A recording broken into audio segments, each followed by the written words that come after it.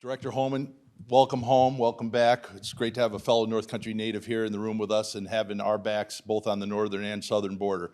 Absolutely delighted to talk about the Green Light Bill. In 2019, one of the first acts after one-party rule came into effect after the 2018 elections, chomping at the bit, Albany Democrats couldn't wait to start their agenda.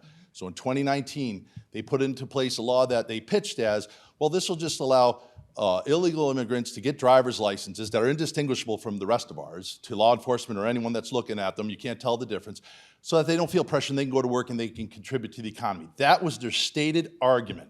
What they didn't highlight, but which is the God's honest truth, is that that law also prohibits local and state law enforcement from coordinating with any federal agencies having to do with immigration. It prohibits them from sharing DMV data, the license plate readers that we all pay for that are all over the place. Our police can see them, but they can't share that information with the law enforcement. Now again, I represent a border community, and I can tell you that people along the northern border are terrified. I have been on the northern border many times with all my sheriffs and with Border Patrol. Last year, more illegal crossings on the Canadian border occurred in the Swanton sector, which runs from New Hampshire to Watertown, than the rest of the Canadian border combined. People are flooding in, and they're coming predominantly, according to my briefings from Border Patrol, from Bangladesh and India. So they're not walking here, and they're not swimming here. They're flying in airplanes, they're landing in airports.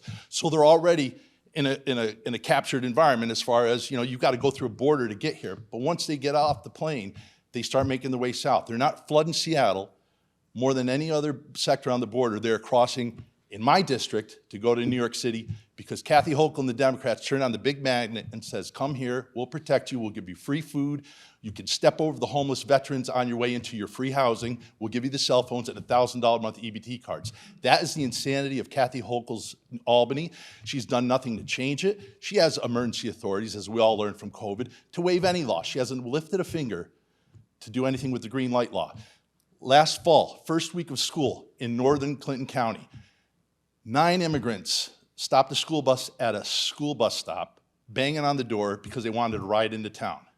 I'm pretty sure a yellow school bus is internationally known, but these are parents putting on elementary school kids the first week of school and that's their memory. Their cherished memory of first day of school in Clinton County was being accosted by illegal immigrants at our border, at a bus stop.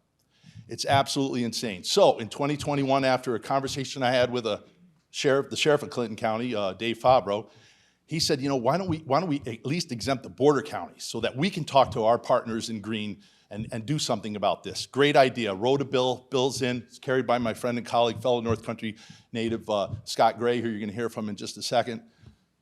It would simply allow, it would waive the Green Light Law, and it would allow, again, that communication. That we are asking, the Albany Democrats are requiring by law our federal partners to operate blind. They're literally holding their hands over our law enforcement on the northern border. And again, the most heavily trafficked, illegally crossed, you're talking drug traffickers, human traffickers, you're talking fentanyl traffickers, gun runners, everything you got. They're back and forth between Montreal and New York City, my district. And Kathy Hochul's done nothing for it.